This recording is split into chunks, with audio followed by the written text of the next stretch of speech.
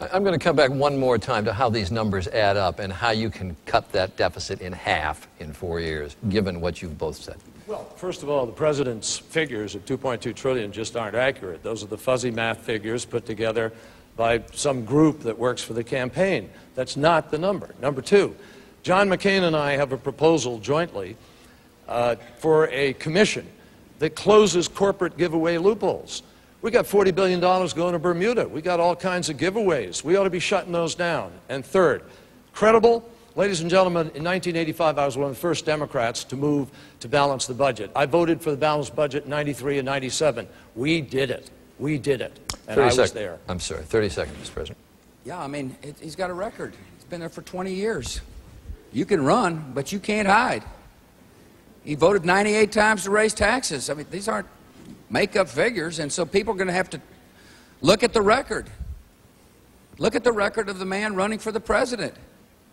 They don't name him the most liberal in the United States Senate because he hadn't shown up to many meetings. They named him because of his votes. And it's reality. It's just not credible to say he's going to keep taxes down and balance budgets. Mr. President, the next question is for you, and it comes from James Hubb over here. Mr. President, how would you rate yourself as an environmentalist? What specifically has your administration done to improve the condition of our nation's air and water supply? Off-road diesel engines, we have reached an agreement to reduce pollution from off-road diesel engines by 90%. I've got a plan to increase the wetlands by 3 million. We've got an aggressive brownfield program to refurbish inner-city sore spots to useful pieces of property. I propose to the United States Congress a Clear Skies initiative to reduce sulfur dioxide, nitrogen oxide, and mercury by 70%. I was fought for a very strong title in the Farm Bill for the Conservation Reserve Program to set aside millions of acres of land to help improve wildlife and the habitat. We proposed and passed a Healthy Forest Bill, which was essential to working with, particularly in western states, to make sure that our forests were protected. What happens in those forests, because of lousy federal policy, is they grow to be, they're not harvested, they're not taken care of, and as a result they're like tinder boxes. And over the last summers I've flown over there, and so this is a reasonable policy to protect old stands of trees and at the same time make sure our forests aren't vulnerable to the forest fires that have destroyed acres after acres in the West. We got a good common sense policy. Now I'm going to tell you what I really think is going to happen over time is technology is going to change the way we live for the good for the environment. That's why I proposed a hydrogen automobile, hydrogen-generated automobile. We're spending $1 billion to come up with the technologies to do that. That's why I'm a big proponent of clean coal technology, to make sure we can use coal, but in a clean way. I guess you'd say I'm a good steward of the land. The quality of the air is cleaner since I've been the president. Fewer water complaints since I've been the president. More land being restored since I've been the president. Thank you for your question. Senator Kerry, a minute and a half. Boy, to listen to that, the president, I don't think, is living in a world of reality with respect to the environment. Now, if you're a Red Sox fan, that's okay, but if you're a president, it's not. Let me just say to you, number one, don't throw the labels around. Labels don't mean anything. I supported welfare reform. I led the fight to put 100,000 cops on the streets of America. I've been for faith-based initiatives helping to intervene in the lives of young children for years. I was broke with my party in 1985, one of the first 3 Democrats to fight for a balanced budget when it was heresy. Labels don't fit, ladies and gentlemen. Now, when it comes to the issue of the environment, this is one of the worst administrations in modern history. The Clear Skies bill that he just talked about, it's one of those Orwellian names you pull out of the sky, slap it onto something like No Child Left Behind, but you leave millions of children behind. Here they're leaving the skies and the environment behind. If they just left the Clean Air Act all alone the way it is today, no change, the air would be cleaner than it is if you pass the Cleaner Skies Act. We're going backwards. In fact, his environmental enforcement chief air quality person at the EPA resigned in protest over what they're doing to what are called the new source performance standards for air quality. They're going backwards on the definition for wetlands. They're going backwards on the water quality.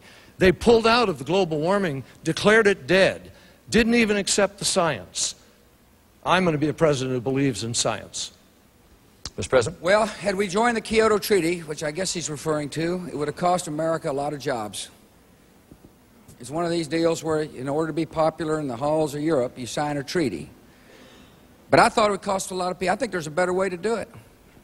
And I just told you the facts, sir. The quality of the air is cleaner since I've been the President of the United States. And we'll continue to spend money on research and development because I truly believe that's the way to get from how we live today to being able to live a standard of living that we're accustomed to and being able to protect our environment better, the use of technologies. Senator Kerry, 30 seconds. The fact is that the Kyoto Treaty was flawed. I was in Kyoto, and I was part of it. I know what happened. But this president didn't try to fix it. He just declared it dead, ladies and gentlemen. And we walked away from the work of 160 nations over 10 years. You wonder, Nikki, why it is that people don't like us in some parts of the world. You just say, hey, we don't agree with you. Goodbye. The president's done nothing to try to fix it. I will. Senator Kerry, the next question is for you. It involves jobs, which is a topic in the news today. And for the question, we're going to turn to Jane Barrow. Senator Kerry, how can the U.S. be competitive in manufacturing, given the wage necessary and comfortably accepted for American workers to maintain the standard of living that they expect? Jane, there are a lot of ways to be competitive, and unfortunately, again, I regret this administration has not seized them and embraced them. Let me give you an example. There's a tax loophole right now. If you're a company in St. Louis working, trying to make jobs here, there's actually an incentive for you to go away. You get more money. You can keep more of your taxes by going abroad. I'm going to shut that loophole, and I'm going to give the tax benefit to the companies that stay here in America to help make them more competitive. Secondly, we're going to create a manufacturing jobs credit and a new jobs credit for people to be able to help hire and be more competitive here in America. Third, what's really hurting American business more than anything else is the cost of health care. Now, you didn't hear any plan from the president because he doesn't have a plan to lower the cost of health care. 5 million Americans have lost their health care. 620,000 Missourians have no health care at all. 96,000 Missourians have lost their health care under President Bush. I have a plan to cover those folks. And it's a plan that lowers costs for everybody, covers all children, and the way I pay for it, I'm not fiscally irresponsible, is I roll back the tax cut that this president so fiercely wants to defend, the one for him and me and Charlie. I think you ought to get the break. I want to lower your cost of health care. I want to fully fund education. No child left behind, special needs education. And that's how we're going to be more competitive, by making sure our kids are graduating from school and college. China and India are graduating more graduates in technology and science than we are. We've got to create the products of the future. That's why I have a plan for energy independence within 10 years. And we're going to put our laboratories and our colleges and universities to work. And we're going to get the great entrepreneurial spirit of this country, and we're going to free ourselves from this dependency on Mideast oil. That's how you create jobs and become competitive. Mr. President, minute and a half. Let me start with how to control the cost of health care, medical liability reform, for starters, which he's opposed. Secondly, allow small businesses to pool together so they can share risk and buy insurance at the same discounts big businesses get to do. Thirdly, spread what's called health savings accounts. It's good for small businesses, good for owners. You own your own account. You can save tax-free. You get a catastrophic plan to help you own it. This is different from saying, okay, let me incent you to go on the government.